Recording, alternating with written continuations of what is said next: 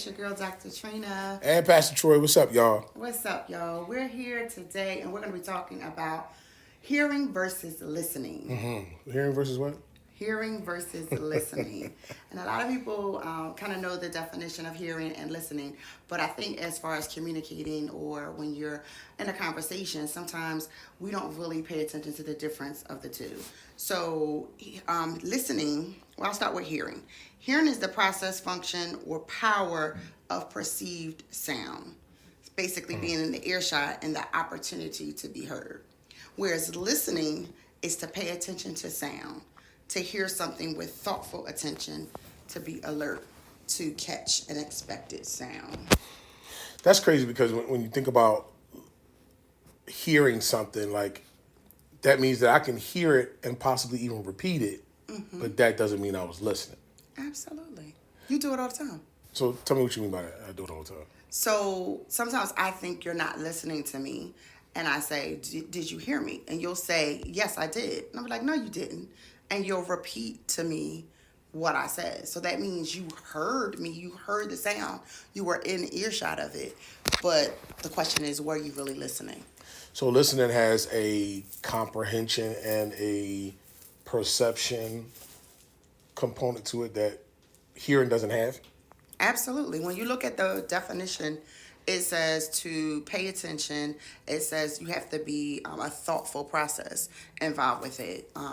You're involved with it, expected outcome. So when you're listening, there's some thought behind it. Like you're not just information just going by. Like we hear a bunch of sounds, we hear things, but are we in the process to understand what we heard? I think listening is not just hearing, it's also understanding or some form of understanding. You might not understand it totally, but you have some mental process with it. So I'm thinking like not only in relationships, but even when it comes to God, like a lot of times God will say something to us and we'll hear it, but we're not listening. So we need to not only hear what God's saying, but have an understanding, comprehend it. And then I think that you were saying something earlier about the definition has something to do with kind of coming to some kind of action. Right. So it says to be alert to catch an expected sound.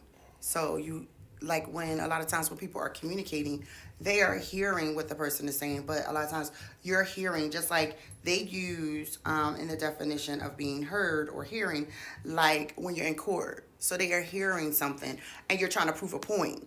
And that's why a lot of times arguments go left because you're trying to prove a point opposed to really listening to what that person said. So it's almost like we're in contest. Like we're Right. like I heard you, but I'm only hearing you for the Right. point of being able to bring my next point. Right. I'm not necessarily listening for empathy or sympathy. Right. I'm listening for the ability to be able to argue. Absolutely. I'm defending my point based on what I heard you say. But isn't that how most people kind of have conversation? Like, or maybe that's even how arguments develop.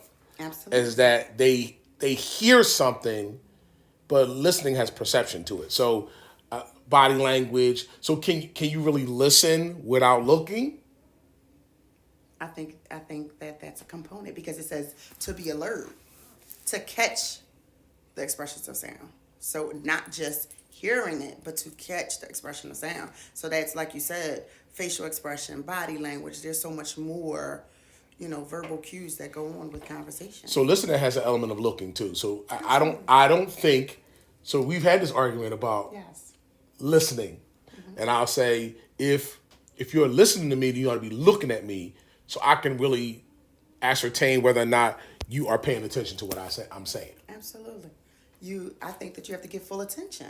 You have to be alert. You cannot just be at a place where I heard you. I have to listen. So we often talk about the fact that there has to be a stoppage of something when you're really having a serious conversation. Like we can't keep watching the game, or you can't keep reading a book, or you can't keep talking on the phone, or you can't keep doing social media. You're going to have to stop and pay attention. So I want to say, even when it comes to God, like some of us want to do God on the go, Right. pray on the go. While I'm in my car, while I'm driving. I thank God for those quick prayers because we need them. But really. Tell me, do you really believe that we're going to have to stop and carve out time if we plan on not just hearing God, but listening to God? Yes, we have to carve out time, and we tell our congregation all the time that it's not just you talking and hearing God, but really listening to what He's saying. So you're alert, you're carving out time, you're planning this, you're prepared for the conversation so that you're not at a place of what can I just get out of it, but what is God going to say to me? And that's receiving the information. I've constantly thought about this when it comes to having a conversation where hearing and listening is involved. I think that most people only hear and stop listening because the speaker is rambling. So, like, I think that I'll listen to you if you're finally going to get to a point. But if you're just going to have a run-on conversation with yourself, then I'll hear you. Might even be able to repeat back what you're saying.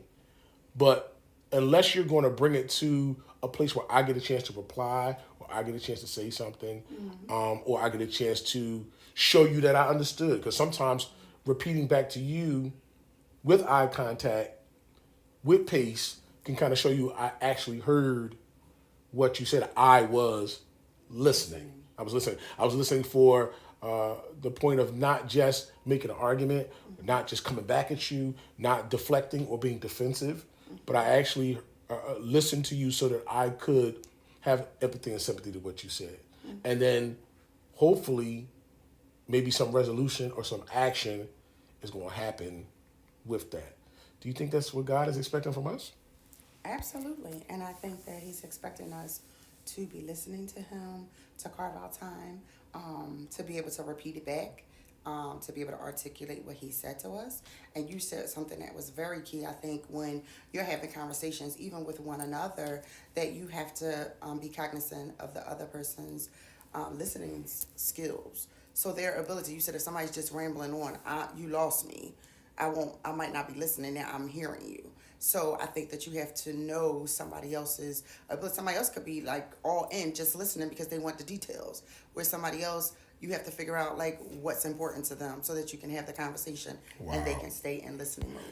So there are times probably when God is telling us something and we're just hearing it and not listening to it, possibly even because we don't want to hear it. Right, absolutely. You know, that He's saying something to us that's for our good, but because it don't taste good, feel good, or even seem like something that we would want to do, we turn our ears on to hear, but we really are not trying to listen, because listen has a corresponding action. God says, you heard me, but I know you ain't listening because you didn't do anything based on what I said. Wow. Absolutely. Wow. Listen, y'all, we just want to talk to you just for a moment. We pray that when you pray, you're listening and not just hearing. That you have some corresponding actions to what God said, that your mind is wrapped around not just defending or deflecting, but that you're going to hear God and somehow His will become your will. Watch this become actions that hopefully change your world. I want to know, are you listening or are you hearing? God bless you. Talk to you soon. Peace. Peace.